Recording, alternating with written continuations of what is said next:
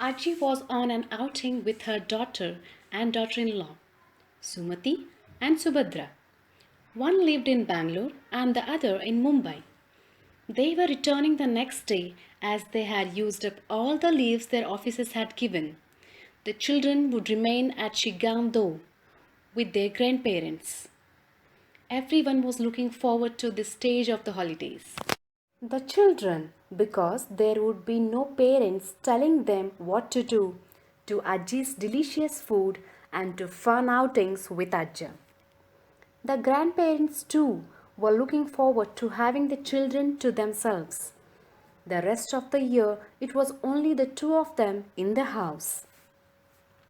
As Ajji walked with the two younger women, they talked about how difficult it was for them to manage their office work and the children. Ajji listened silently.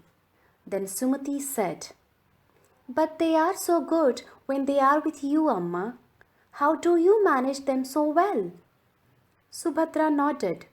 "I have read so many books and articles to find about this, but nothing works the way it is written in books." Now Ajji said, "Do not always go by what you read in books. Learn to use your life's experiences. Read between the lines." Then she grinned and said, "Otherwise, you will become like the people in the story about the donkey and the stick."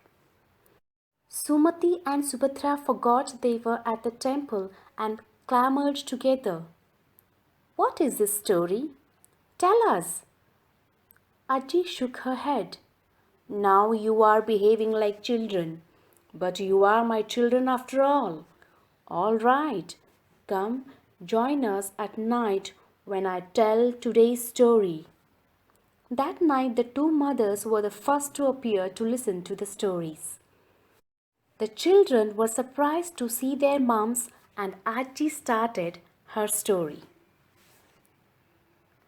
Aruna Marg was a busy road. It connected a number of villages to each other, and many people, animals, and carts used it every day. Walking along that road, a group of students discovered a rock which no one had bothered to look at in many years. "Look," they told each other in excitement. "There is something written on the rock. What it can mean?"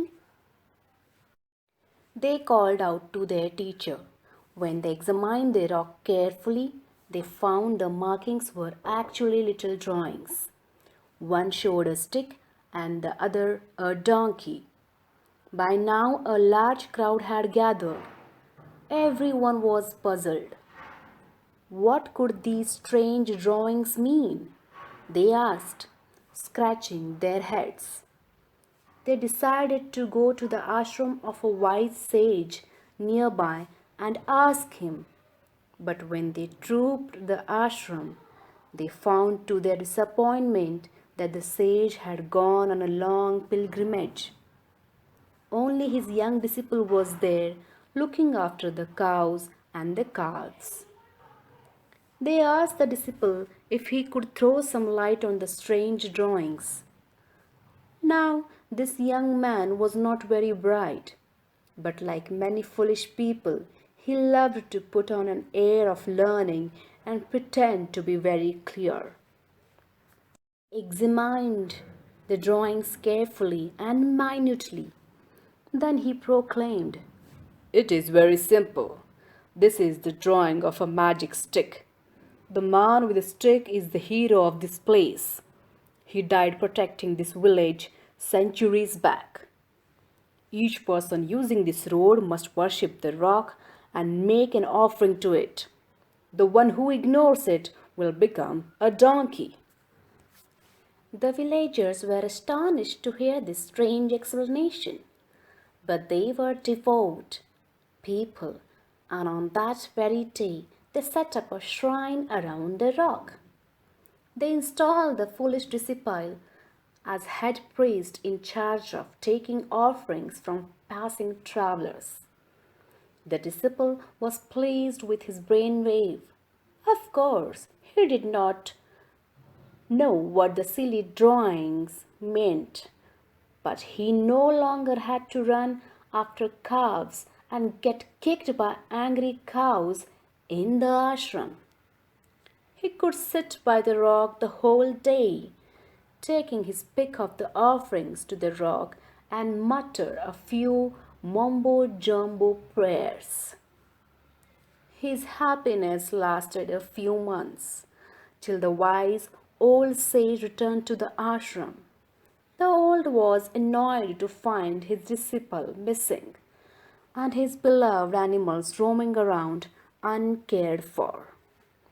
Then he looked into the distance and saw a large crowd gathered by the road. He went to investigate and found his missing disciple there, looking happy and well fed, busy accepting offerings for a rock. He stood watching for a while. Then he walked up to the rock and closely examined the pictures. Without saying a word, he picked up a stout iron rod and, to the astonishment of the gathered crowd, started moving the rock.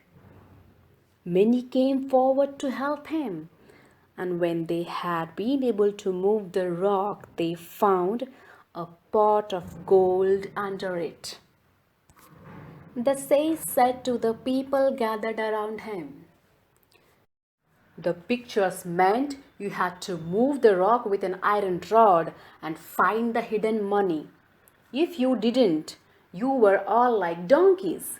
You should not follow the rituals and the words of others blindly. Think for yourselves and understand why you are doing what you do. If you had given this some thought, you would have recovered this treasure many months ago. Instead, you wasted your time and money making offerings to a rock and helping this greedy disciple of mine to become fat and make fools of you. This treasure belongs to all of us. Let's use it to keep this road in a good repair so everyone can use it and go about their work in peace." The villagers hung their heads in shame, for they realized how foolish they had been. As for the disciple, he had to clean the cowsheds for many months to atone for his greed. Aji was on an outing with